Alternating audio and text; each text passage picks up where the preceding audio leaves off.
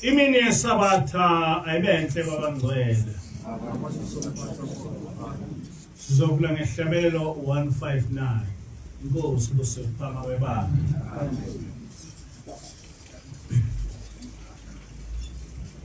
Namhlanje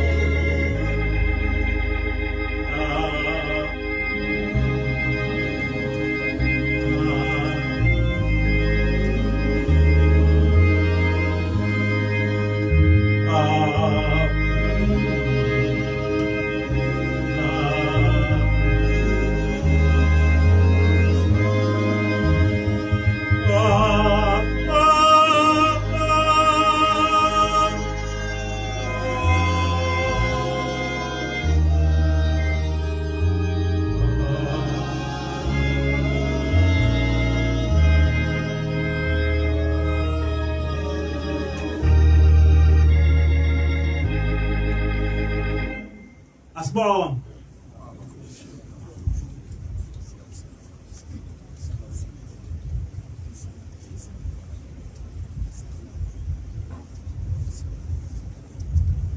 Amen.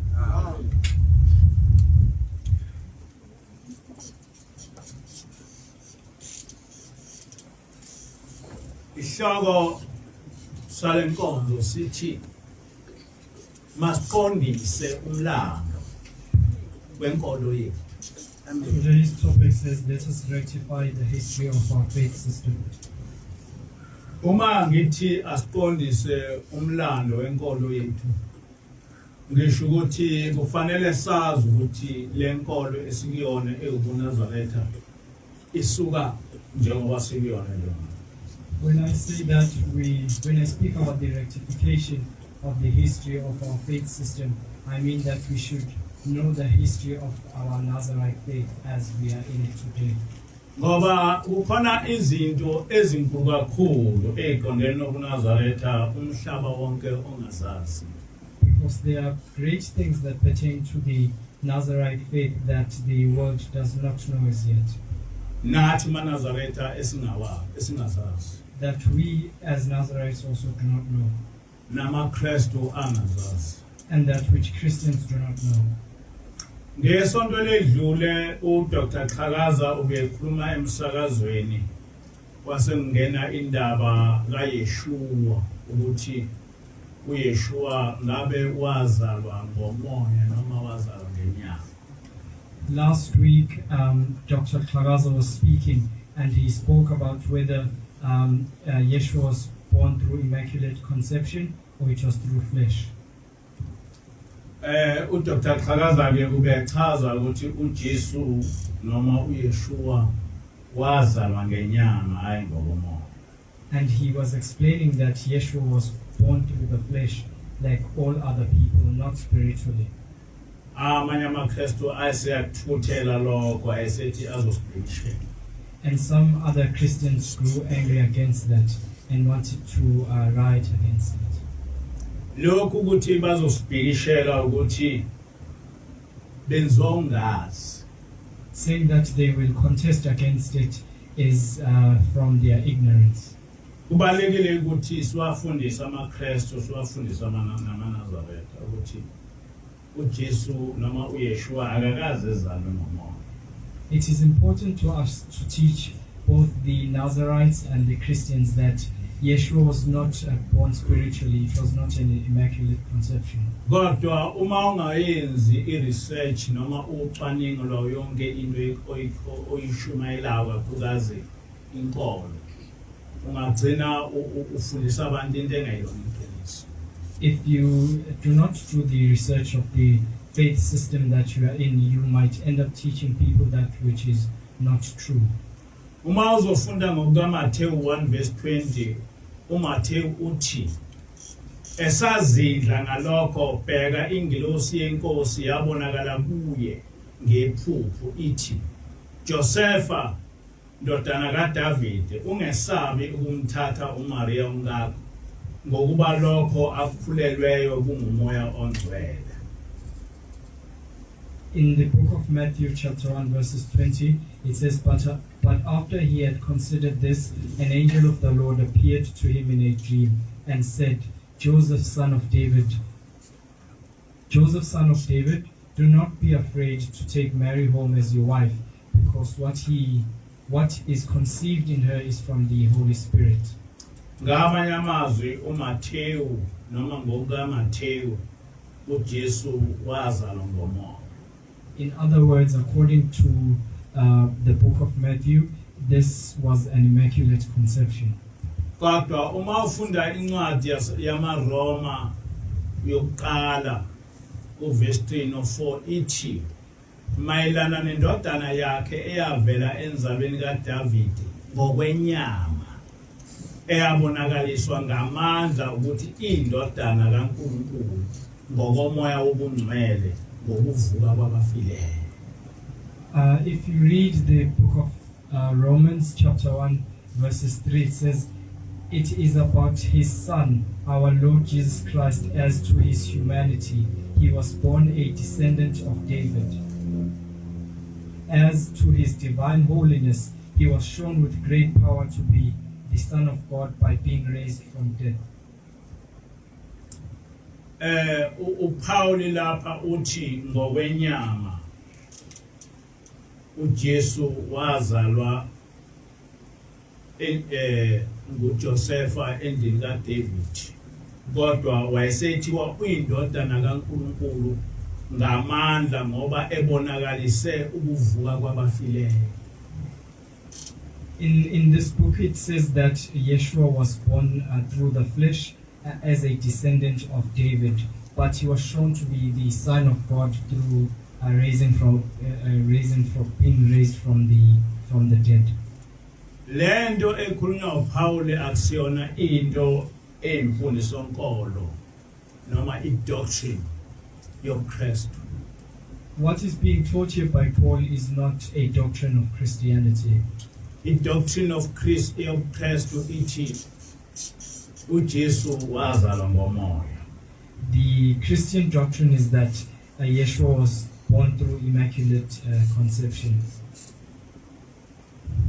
Ikhona ke uthe uma uDr. Chakaza ethi uJesu wazalwa ngokwenyama base bebona ukuthi sihlasela idoctrine yabo. That is why that when Dr. Chakaza said that Yeshua was born through the flesh, they saw it as an attack to their religion. Kodwa okubalekile lapha ukuthi ubani phakathi walaba okhuluma iqiniso phakathi kwaPaul noMathewu. What is important here is to ask ourselves, who is it that is speaking the truth between Matthew and Paul? Ngoba okushiwo uPaul uphambene nokushiwo uMathewu. Because what Paul says counters what Matthew has said. Kodwa zombili lezi ncwadi zise testamenteni elisha. Yet both these books are in the New Testament. Kodwa kule nkulumo kukhona ongakhulumi iqiniso, kukhona okhuluma iqiniso. But between them there is one who is fabricating and one who is not. It is either uPaul akakhulumi lona iqiniso or uMathewu akakhulumi lona iqiniso. Kodwa abakwazi ukuba amaqiniso bobabili bekhuluma izinto ezifanayo. It is either Matthew or Paul are fabricating, but they cannot be both in truth whilst they speak something that contradicts to each other. Kodwa ngeke ulazi iqiniso lalento ngaphandle kokuthi wazi umlando wenkolo yakho. But you cannot know the truth behind this apart from firstly knowing the history of your faith system. Njengoba ngihlale ngisho inkolo kaJehova njengoba ngihlale ngisho uYeshua wahamba emhlabeni inkolo yamaKristu ingakabikho. As I always say to you, Yeshua passed away on earth prior to the formation of the Christian religion. Nabapostoli bahamba emhlabeni inkolo yamaKristu ingakabikho. Likewise, the apostles passed away prior to the formation of the Christian religion. Kodwa uma ufunda iNew Testament kuye kungabonakalisi ukuthi uJesu nabapostoli abazilutho ngoKristu. But if you read the New Testament, it is not shown clearly that Yeshua and the apostles know nothing about the Christian faith. Enkolweni yamaHebheru uYeshua noma awukho umlando ukuthi uYeshua wazalwa ngomoya. In the faith system of the Hebrews, we do not have a history of Yeshua being born through the Immaculate Conception. Imfundiso ukuthi uYeshua noma uJesu ngoba amaKristu akana uYeshua. uJesu wazalwa ngomoya igcina kumaKristu kuphela. The teaching that Yeshua was born through the Immaculate Conception is only limited to the Christian faith or religion. Ngiyafisa ukuthi ngichaze ukuthi kungani laba bantu bobabili bekhuluma izinto ezihlukene. I wish to explain why both these people speak different things or narratives. Kwathi uma amaRoma eseyiqedile inkolo yamaHebheru ayese akha iTestament elisha. When the Romans had totally obliterated the religion or faith system of the Hebrews, they then went to write the New Testament. Ngenkathi amaKristu ebhala iBhayibheli noma iTestament elisha yayisiqediwe inkolo kaJehova, inkolo yamaHebheru. Ngakho ke amaHebheru ayikho into ayenza ekwakheni iTestament elisha. In the creation of the New Testament, the Romans had totally obliterated the Hebrewic faith system. Thus, there is nothing that the Hebrews have in association with the New Testament. Kodwa abakwenza ukuthi ngenkathi bakha iTestament elisha babe sebehamba befuna imibhalo yamaHebheru. But when they were coming up with the New Testament, they went out to look for the scriptures of the Hebrews. Bayithatha lembhalo bayihlanganisa base bebhala sengathi ubhala amaHebheru kodwa kubhale bona. They then took these manuscripts of scriptures and compiled them together so that it would seem as if it was written by the Hebrews. Le ncwadi ebizwa kuthiwa uMathewu, uJerome owayephila isikhathini so-500 AD wathola imibhalo yamaHebheru ebizwa kuthiwa the Gospel of the Nazarenes. During the era of Jerome, which was around 500 AD, he found one of the books which was the book of Matthew, and they were known as the Gospel of the Nazarenes. Ngenkathi eyithola le ncwadi ethi the Book of the Nazarenes, wayese uyayihumushela angisazi noma kwakuyisiGreek noma kuyisiLatin, kodwa yena wayihumushela either kwisiGreek noma kwisiLatin mangikhumbula kahle. And when he found this book, he then translated it. I do not recall clearly whether it was in Latin or Greek, but it was between these two. Ngenkathi seyitholile le ncwadi wayese eyiqamba ethi uMathewu noma ngokukaMathewu. And when he found this book, he then named it the Book of Matthew. Kodwa le ncwadi yayingahlangene nalutho kaMathewu ongumfundi kaJesu. But this book had nothing to do with the Matthew, which was the disciple of Yeshua. uJerome wavele nje wathatha imibhalo yamaHebheru owayibizwa kuthiwa the Gospel of the Nazarenes wayese eyiqamba igama ethi ngokukaMathewu. What Jerome did is that he took the manuscripts which were known as the Gospel of the Nazarenes, and then he just named it the Book of Matthew. Ngenkathi eyihumusha le ncwadi wasekuthi izinto ezikuyona eziphambana nenkolo yobuKristu eseyikhipha or eyishintsha. In translating this book, he then went on to change or totally take out anything that contradicted with the dogma of the Christians.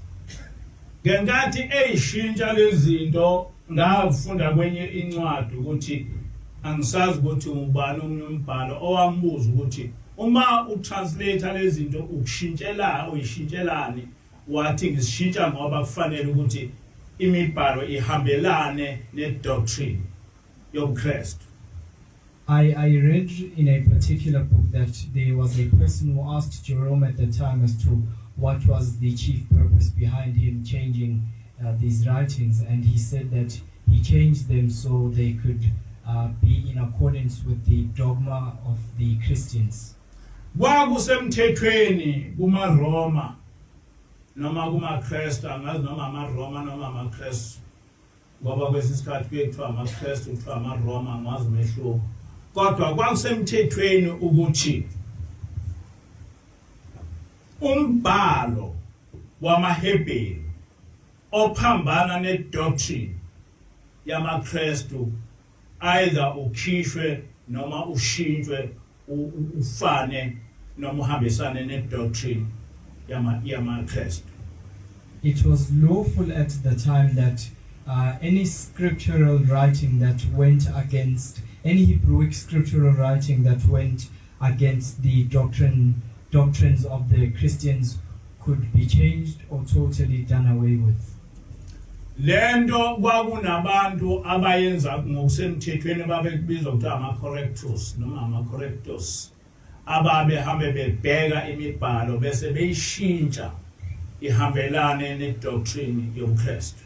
There were people who were lawfully assigned to carry out these tasks, and they were known as correctors. They would look for these scriptural writings and then change them in accordance to their wants. uJerome wayengomunye walabo bantu wayesebenza lo msebenzi. And Jerome was part of these people who carried out these tasks.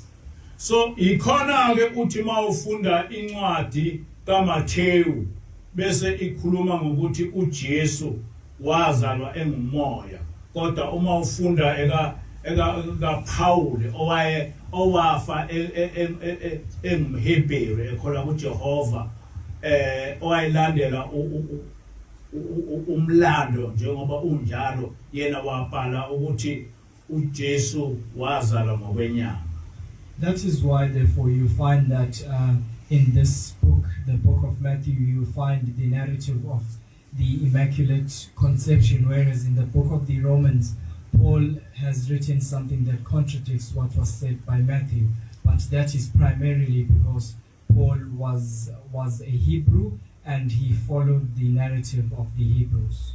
Ziminingi ke imibhalo esiyasifunde eTestamenteni kakhulukazi kuleyo kuthiwa the Gospel of Jesus leni incwadi ezine ishintshwe kakhulu uma uzoyilandela kusoyiqhathanisa nemibhalo ebhalwe ngama-apostoli, ngoba abapostoli babe phila ngesikhathi bengamaHebheru noma ngenkolo ngesikhathi senkolo yamaHebheru.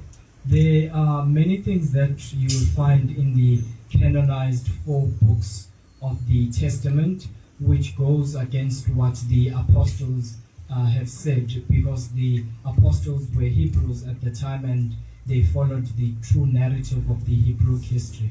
Ziningi kakhulu lezo zinto, kodwa mangase ngiyibale nje ukuthi uJesu wavuka emva kwensuku ezintathu, leyo nto yafakwa kuMathewu kodwa yayingekho kwi-Gospel of the Nazarene. There are many things that I might make mention of. One of them is the one that Yeshua was raised after 3 days from the dead, but that is not in the Gospel of the Nazarenes.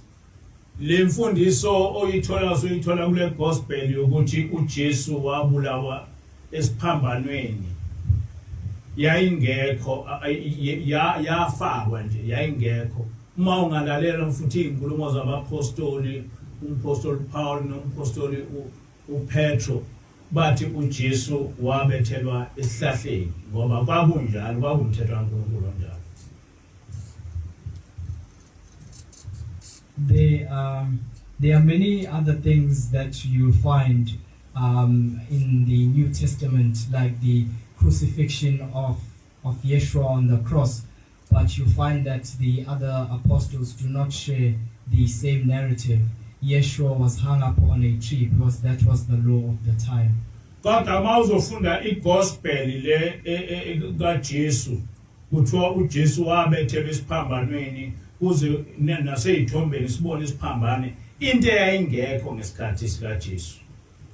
But if you read the 4 canonized books of the New Testament, they say that Yeshua was crucified on the cross, but that did not transpire as they narrated.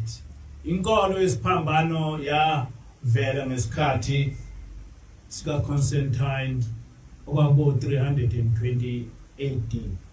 The religion of the cross emerged during the time of Constantine, which was around the year 320 AD. Nokuthi uJesu wazalwa eyindodana eyodwa, ezelwe iyodwa kaNkulunkulu, leyo nto yayingekho kwi-Gospel of the Nazarenes, yafakwa nje ukuze ilandele inkolo yamaKristu. And the saying that Yeshua was the only begotten Son was not the narrative shared by the Gospel of the Nazarenes.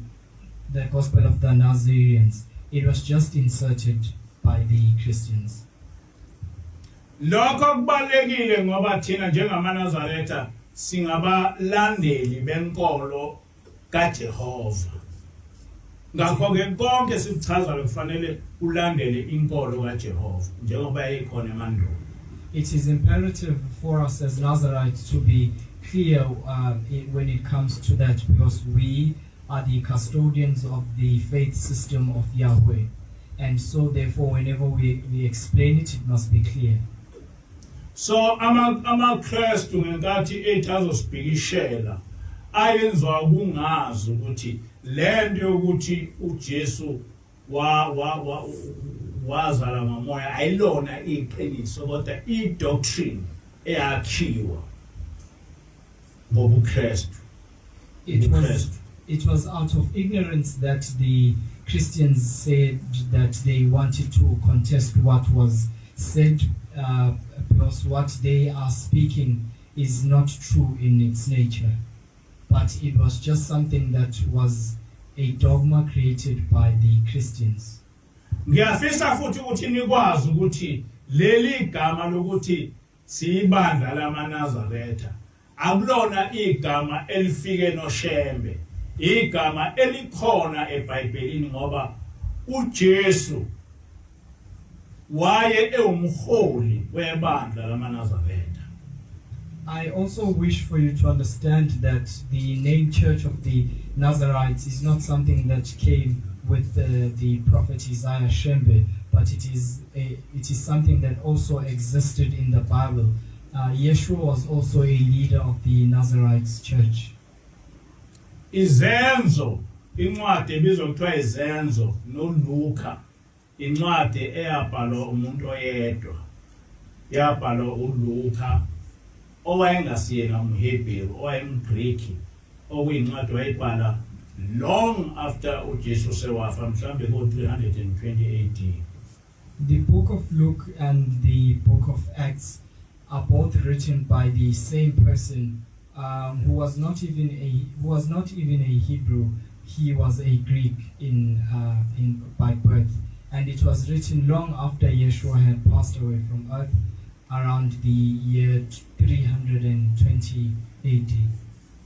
Kubalekile ukuthi njengamaNazaretha sibheke ukuthi akuyonke amaqiniso ongathola encwadini yezenzo, akubona wonke amaqiniso ongathola encwadini kaLuka, ngoba akusiyona incwadi eyabhalwa ngamaHebheru, incwadi yabhalwa amaKristu. It is important therefore to understand that it is not everything that will be truthful which we will find in both these books, because they are not books that were written by Hebrews, but they were written by Christians. Ungathola kwiGospel kaJesu kunencwadi ezine, kodwa lezi incwadi ezine azikho. Okuseqinisweni incwadi ezikhona zimbili. You find that in the Gospel of Yeshua there are 4, but they are not included. In actual truth there are only 2.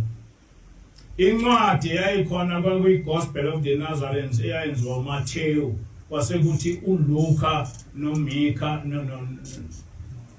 noMark bethatha encwadini kaMathewu.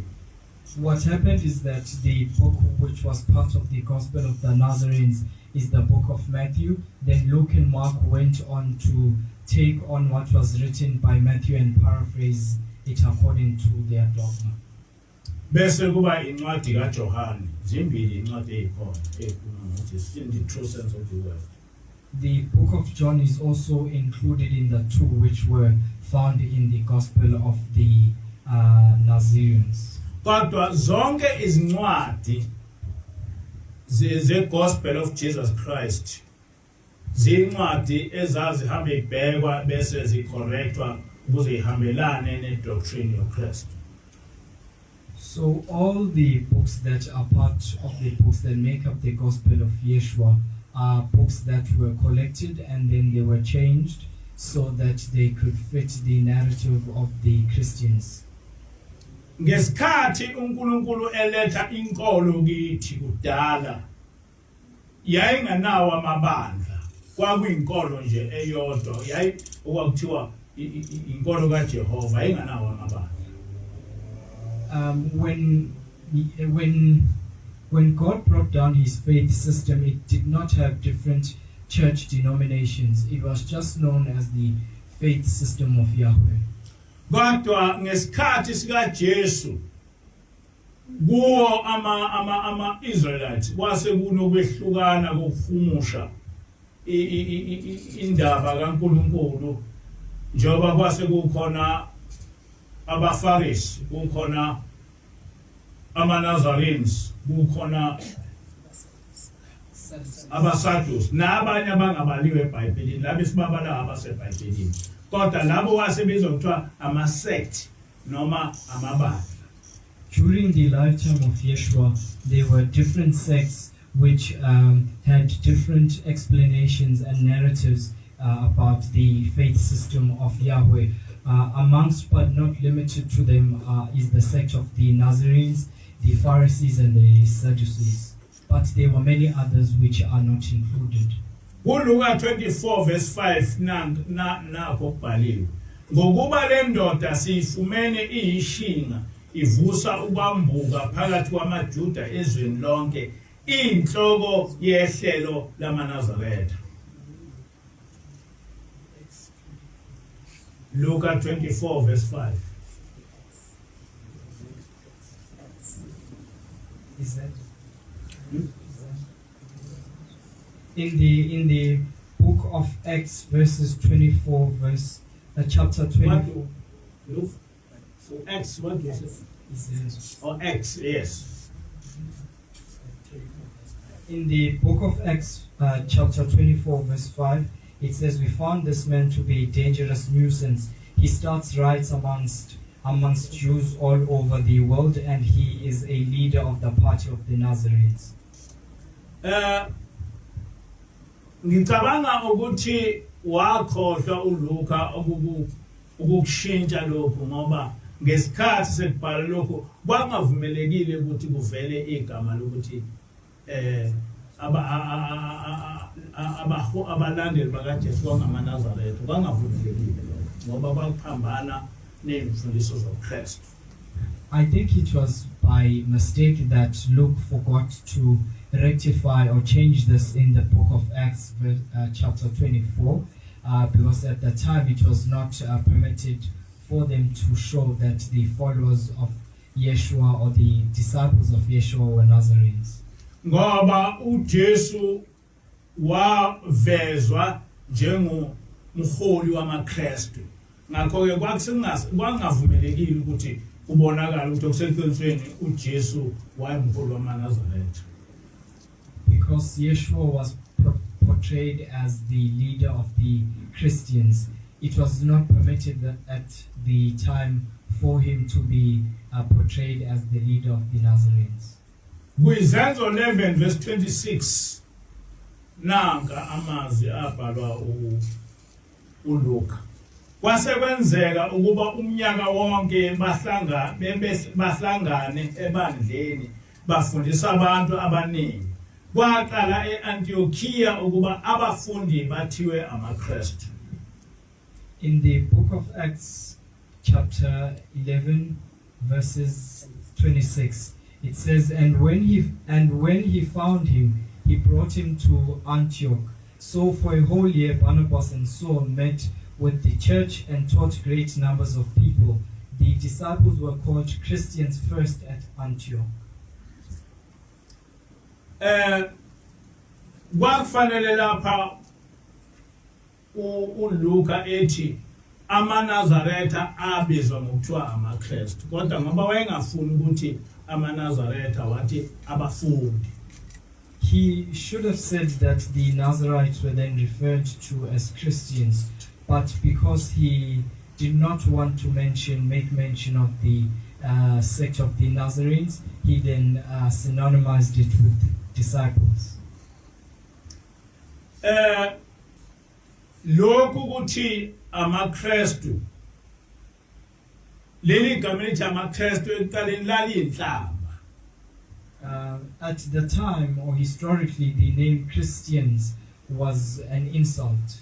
Akwabizwa ngawo bonke abalandeli bakaJesu. Which was used to refer to all the disciples of Yeshua. Kodwa ngenxa yokuthi leli gama elithi amaNazaretha lalingafuneki enkolweni yobuKristu base beyibiza bona ngokuthi bangamaKristu laseliphenduka leli gama eliyinhlamba sebelenza liba igama lenkolo. But because they did not want to refer to themselves as Nazarenes, they then changed this word which was used as an insult to become the name of their religion. Ngiyafisa ukuthi kuleli bandla lase-NCG bonke abantu abafundile bezifundise ukuba benze i-research beyiqonde kahle inkolo ngoba ngaleli bandla ubuNazaretha bogcola umhlaba wonke. It is my wish that within this church, the Nazarites Church of God, every person who is educated, all academics, should go out there and research about what I am teaching here. For this Nazarite faith will fill the whole world through this church. Kunencwadi la ethi come out of her my people. Leyo ncwadi yabhalwa uDr. C.J. Costa ongumKristu. There is a book here which has the title Phumani kulo bantu bami, and it was written by C.J. Coxter, who was a Christian. Usaphila manje. He is still alive even today. Unenhlangano yobuKristu ebizwa kuthiwa chairperson of the Institute for Scripture Research. He is the chairperson of an organization known as the Institute of Scripture Research. Inhlangano leyo yamaKristu efuna iqiniso lenkolo. That is an organization of the Christians which seeks the truth.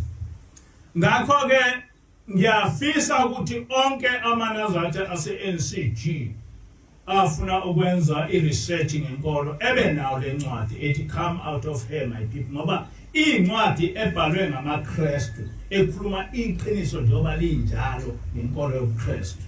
So I wish that every member of this congregation would attain this book, and especially those who want to further their research.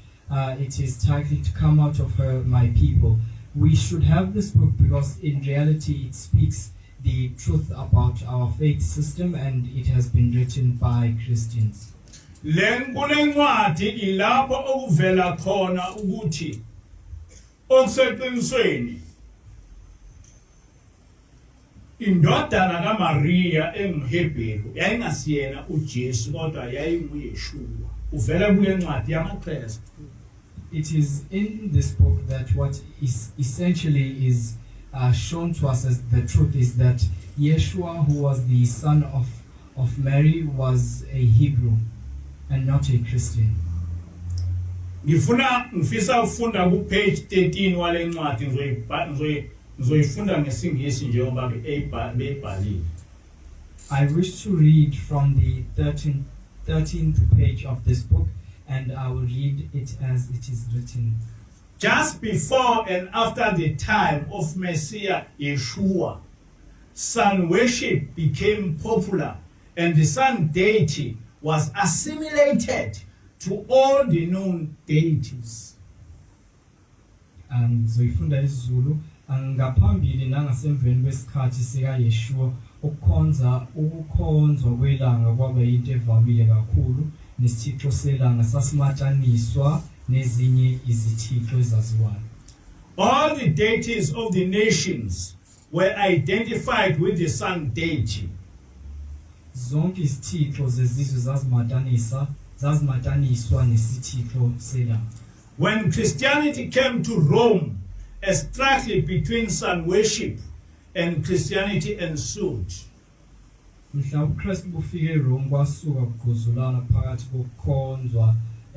kokukhonzwa kwesithixo selanga nobuKristu. For by then the sun deity had taken over from the old pantheon of Rome.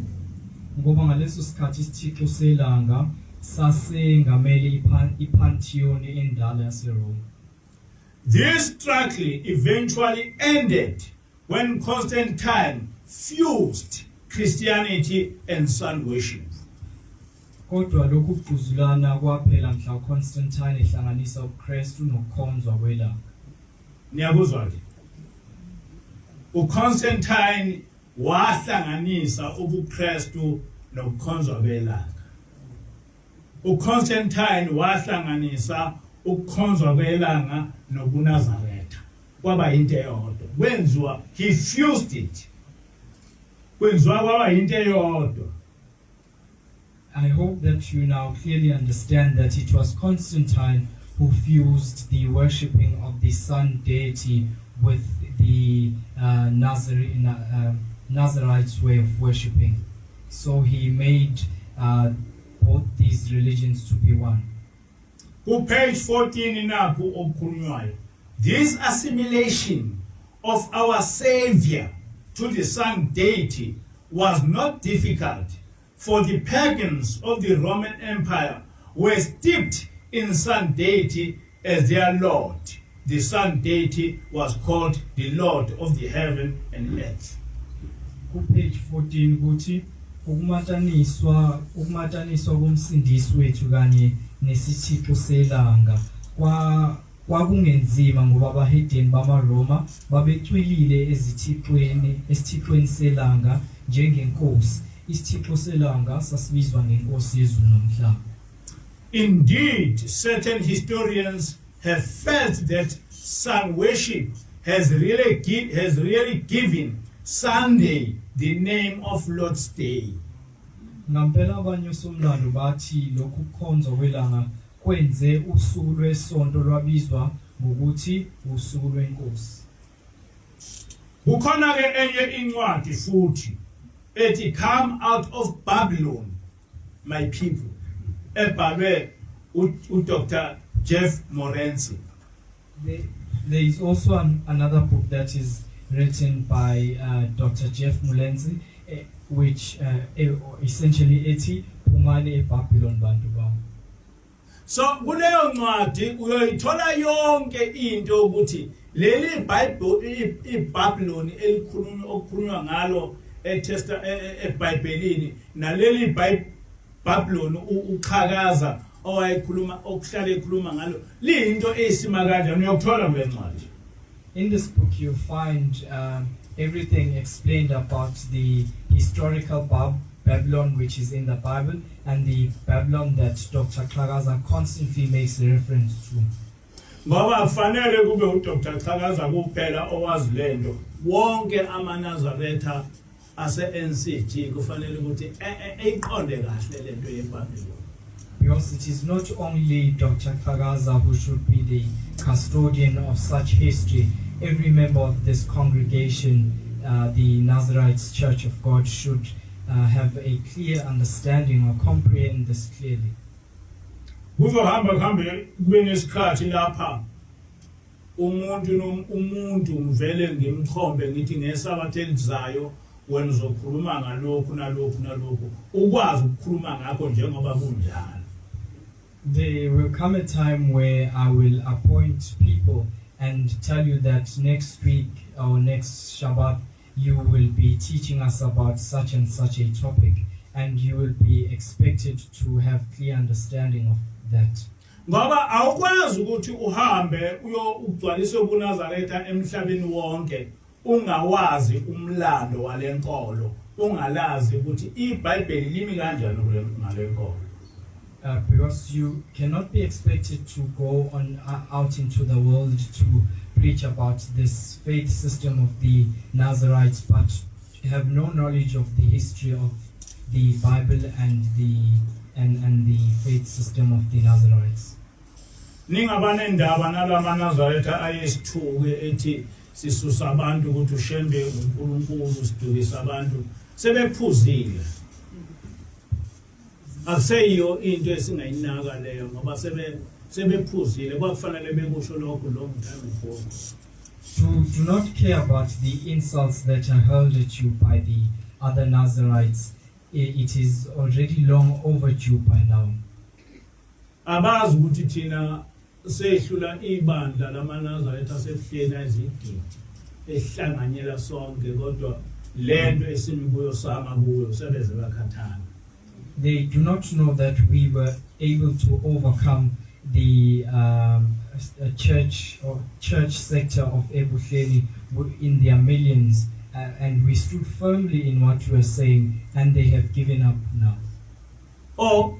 Gonondo basithuka baze bagcina bexolisa baphelela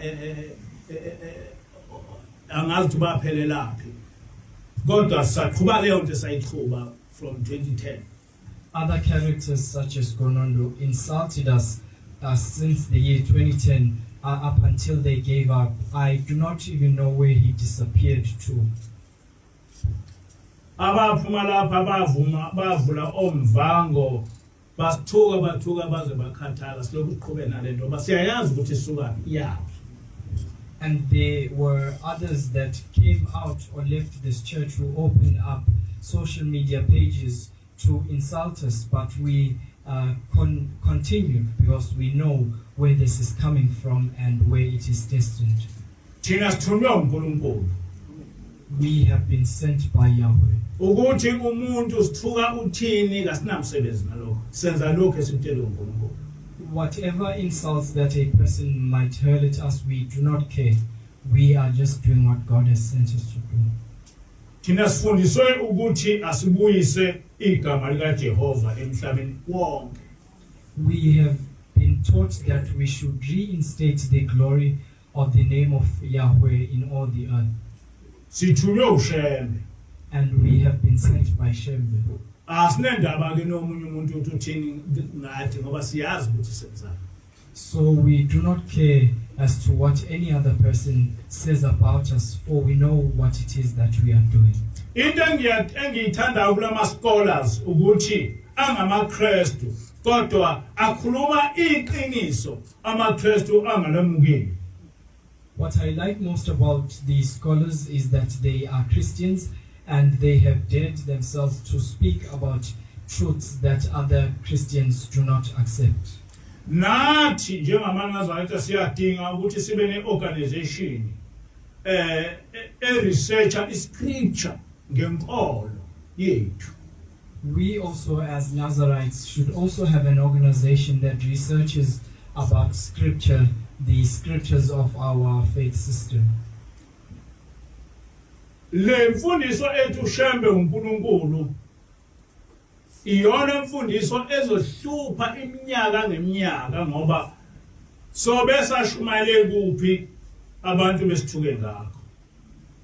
The teaching that Shembe is equated to God is the one teaching that will be troublesome to us, for wherever we go out into the world to preach, people will then stand by those words and say that we are contradicting ourselves. Ngakho ke kufanele siyenze iresearch ngaleyo nto kube nencwadi echaza yonke into ngalento nje imfundiso ukuthi uShembe uNkulunkulu ukuze umhlaba ukuze sinikeze umhlaba ufunde ukuthi lento ukuthi uShembe uNkulunkulu ayivelanga ngokushela.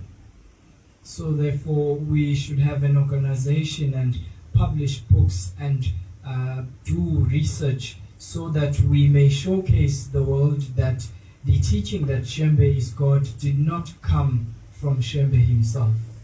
Nale mfundiso yokuthi sikhonza amadlozi sibe nezangoma kufanele kube nencwadi ekhuluma ngalento ukuze umhlaba wazi ukuthi simiphi. There should also be a book that speaks about ancestral worshipping and mediums, so that the whole world knows our standpoint. Ikhona uNkulunkulu engilethele odokotela bekuthi bezela ngoba umsebenzi wabo ukuthi beyibheke lento ngokwemfundo ngoba leli bandla liyogcwala umhlaba wonke.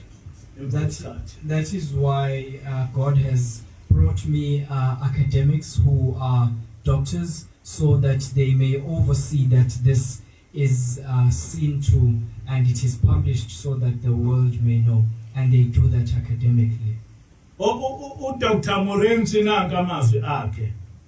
These are the words of Dr. Morenzi. Christian church is asleep, in a coma. It is in Babylon. Ibandla lobuKristu lizumekile lisesimeni esibi liseBabylon. Because it worships the name of a demon on the traditional day of pagan sun god worship and celebrates God in a pagan ways at pagan times. Ngoba likhonza igama ledemon ngosuku olwemisiwe lokukhonza ngoba likhonza igama ledemon ngosuku olwemiswe abahedeni lokukhonza ilanga futhi ligubha noma libungaza uNkulunkulu ngendlela yabezizwe. Uthi-ke uDr. Morenzi, why are the churches there? Dr. Morenzi says yindaba amabandla ekuleso simo.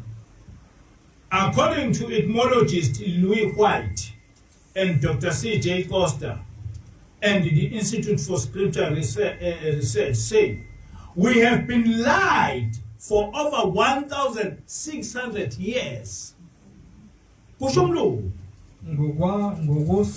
Ngokwasolimo uLew White no Dr. C.J. Costa nesikhungo socwaningo lembhalo bathi sesikanjelwe amanga iminyaka engaphezu kweminyaka 1,600, and that was said by a white person. Ngamanye amazwi akusho ukuthi lento yamanga ngobuKristu ihlupha thina abantu abamnyama kuphela. Thina abantu abamnyama sijabulela ngoba siziwula sifundi.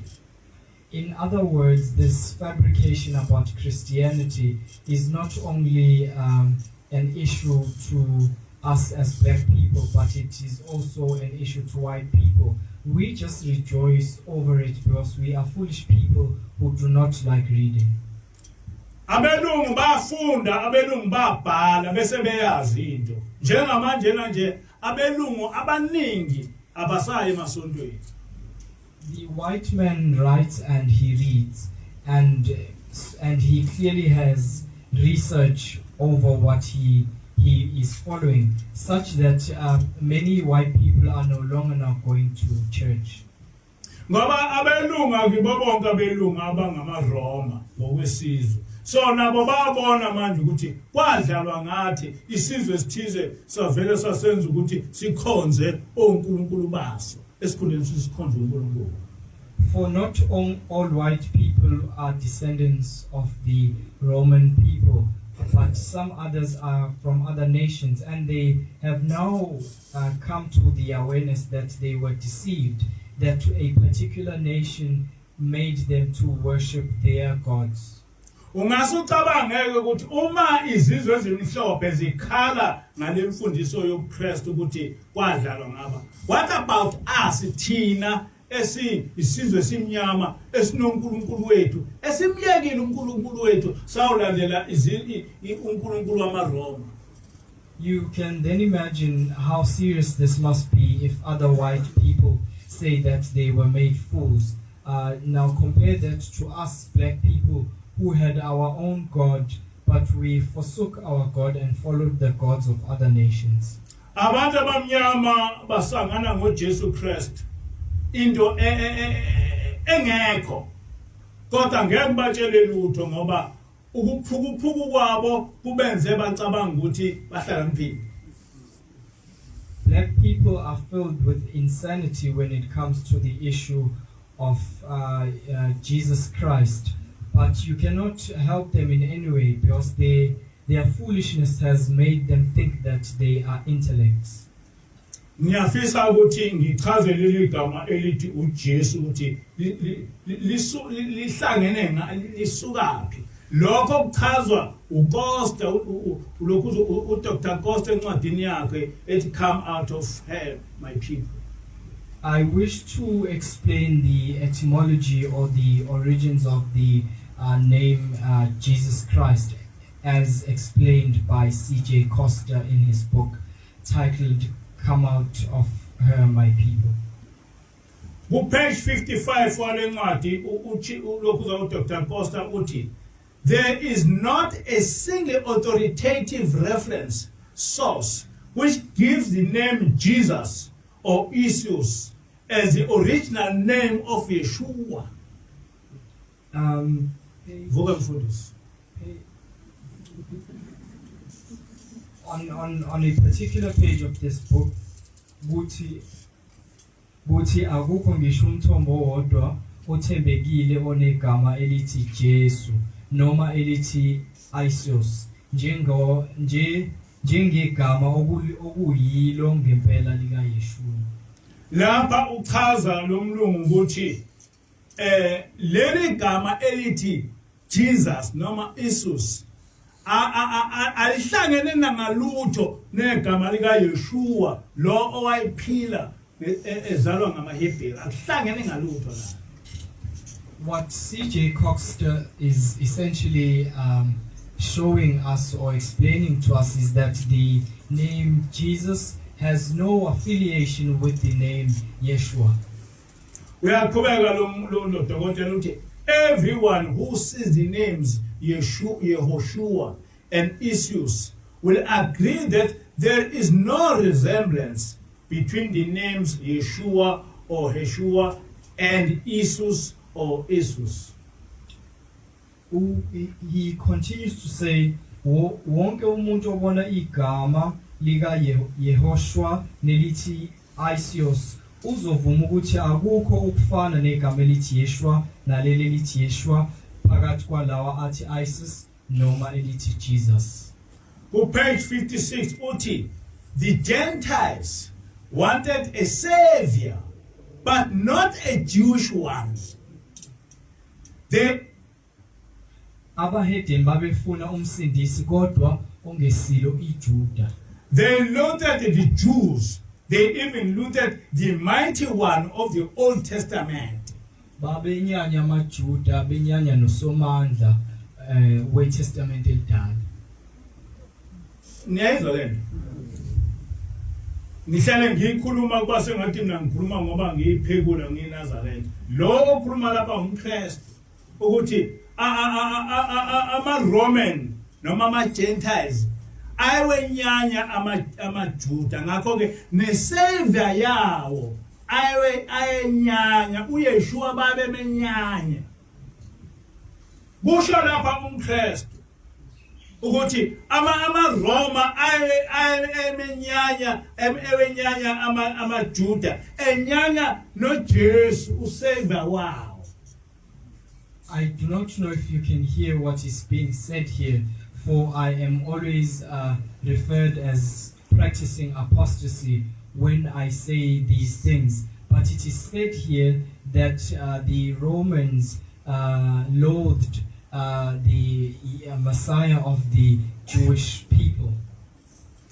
Messiah kuphela, they loathed even the mighty one of the Old Testament, uJehovah ke manje. Abagcina kulotshiwe ukuthi abagcinanga ngokunyanya uMessiah kuphela kodwa babenyanya nosomandla. Thus a Hellenized savior was preferred. Ngakho babencamela umsindisi onemvelaphi yobuGreki. Angazi ukuthi leli gama ethi Hellenized ungalichaza uthini ngesizulu. Imvelaphi yobuGreki. Okay. So lo Hellenized wayekwa lo savior wamaHebheru kwase kwakhiwa ulokhuza usavior wamaGreek. So they forsook the Messiah of the Jews and created a Hellenized Messiah that has the origins of the Greek people. Jesus means hail Zeus or praise Zeus, the Greek pagan god. Igama elithi Jesu lisho ukuthi makadunyiswe uZeus ongunkulunkulu wabahedeni.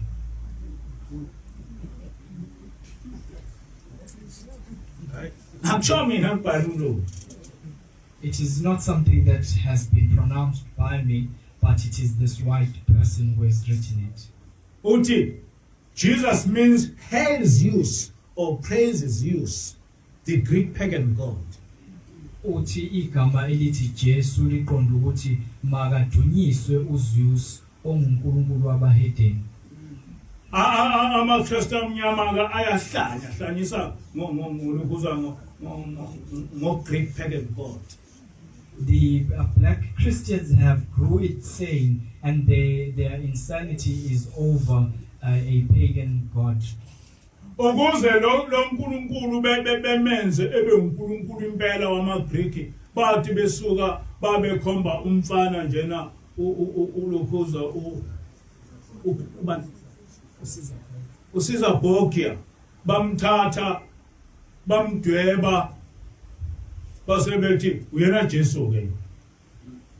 So that the Hellenized version of the Messiah could be portrayed in an image, they took on a young lad who was known as Caesar Borgia, and then they drew an image of him and then pointed to him as being the Christ. Ngiyazi ukuthi uDr. Xhakaza uzoyichaza le ndaba yalo mfana ukuthi wayinto esima kanjani, angizoyichaza. Kodwa okuyiqiniso ukuthi kwakumlungu uyiGreek. uJesu kodwa uyeshua kodwa kwakumuntu omnyama umHebrew. I know that Dr. Xhakaza will further explain what I have mentioned about this young lad, but essentially he was not a Hebrew. This was just a young lad who was portrayed and he was given the title Christ, but in truth the real Yeshua was a black Hebrew person. Pastor, Jesus is a Greek name. Our Savior was a Hebrew. CJ Costa ke uthi leli gama elithi Jesu igama eliqhamuka kwamaGreek, umsindisi wethu thina wayengumHebrew. Kusho umlungu. It is pronounced by a white person. Uthi umlungu no. Thina siyamazi umsindisi wethu ukuthi wayengumHebrew. Kodwa manje nalaba sebesakhele uJesu ongumGreek. This white man is saying that they know that their savior was a black Hebrew, but now they have created for them a Hebrew that is of Greek origin. So lento lena yokushintsha inkolo sinikezwe into engekho ayihluphi thina abantu abamnyama kuphela. Zonke lezi zinto engiyikhuluma ngizithole ezincwadini ezibhalwe ngabelungu ukuthi kunenkinga ngalenkolo. So this issue of cunningly crafting a religion is something that I have found, and I have read these things down on books that speak about the Christian religion. Ngakho ke asidukile uma singamaNazaretha sinomprofeti uIsaiah. So we are not lost as the Nazarite faith system if we have our prophet Isaiah Shembe. Sisenkolweni eyokuqhubeka kwenkolo kaYeshua owakumuntu omnyama engumHebrew njengoba nathi singamaHebrew. We are in a faith system which is the continuation of the faith system which Yeshua, the black Messiah, the black Hebrew Messiah was. Ngakho ke iseluleko sami ukuthi nonke kakhulukazi laba abafundile aba-researcher ithengeni lencwadi ethi come out of here my people, come out of here, come out of Babylon people.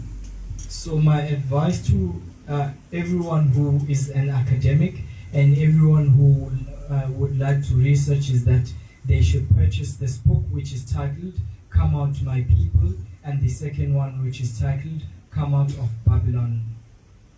We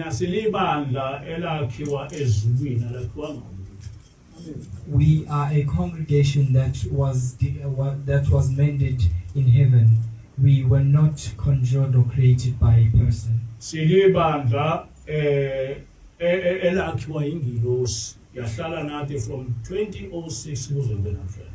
We are a congregation that was built by an angel from the year 2006 till this very day. Lokhu ukuthi kufike ingilosi ize kimi izosifundisa ngalento akulona iphutha into eyaplanwa ezulwini. The coming of an angel to teach us about these things has not been a mistake. It is a divine plan.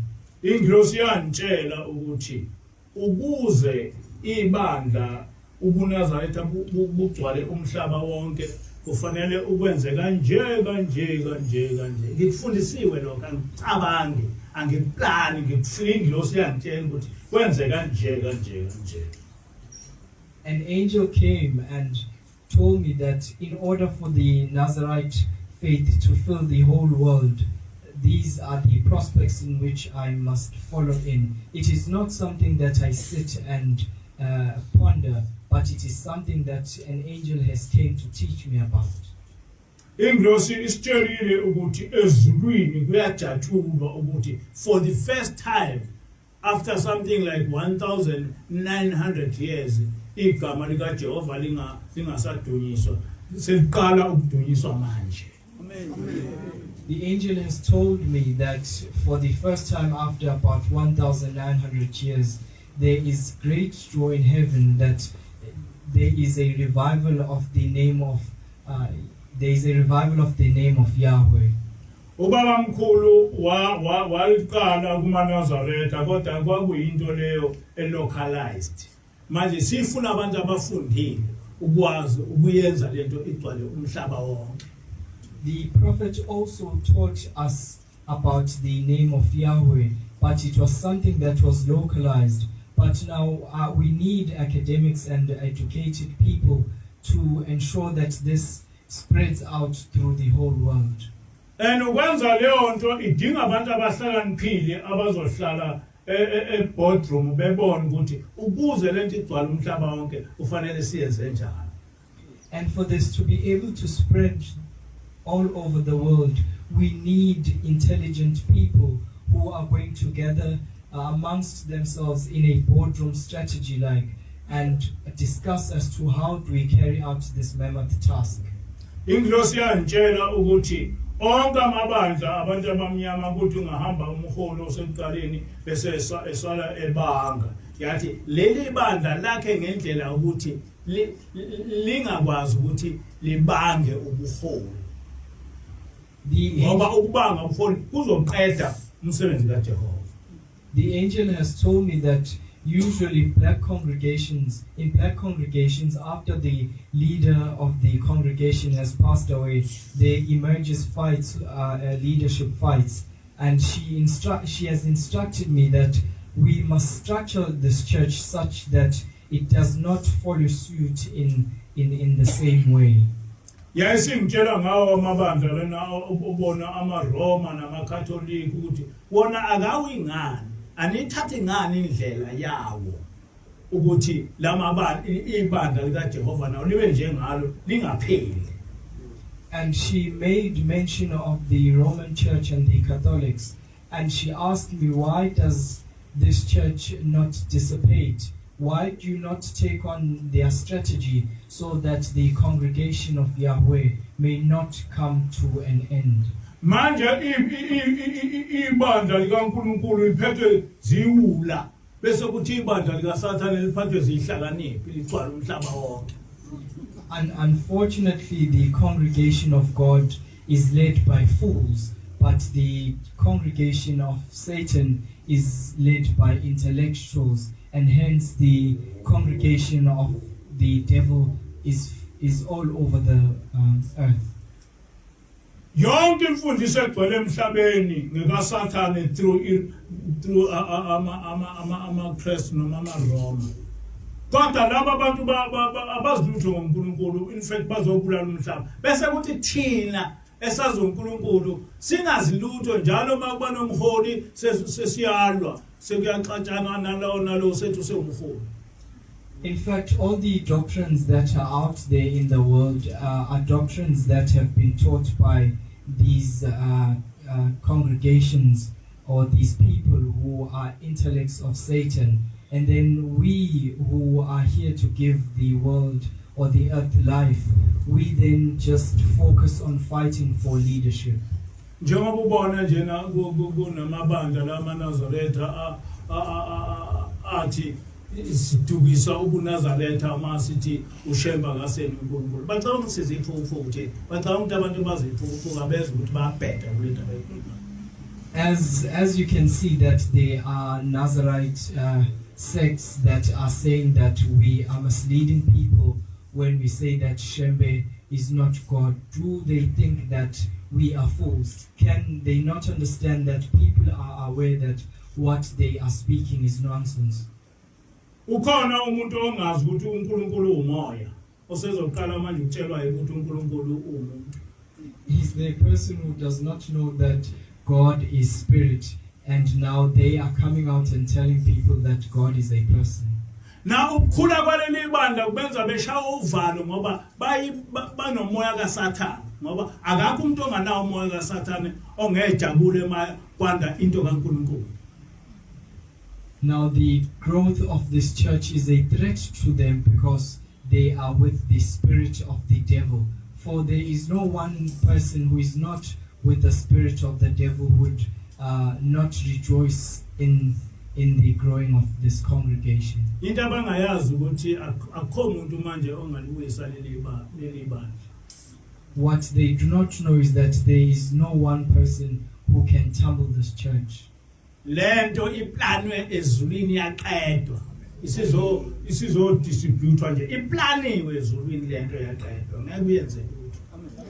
This has been very well planned in heaven, and what is happening now is the execution. Ngisho ngahamba emhlabeni ngothi ngihamba emhlabeni lento iyobe iusemende ngeke uyenze lutho ngoba iplanwe ezulwini. Amen. And even if I were to leave the earth, this is now rigid as cement, for it has been planned in heaven. May God bless the reading of His word. Athandaze. Nkosi sibonga umsakakho nothando lwakho.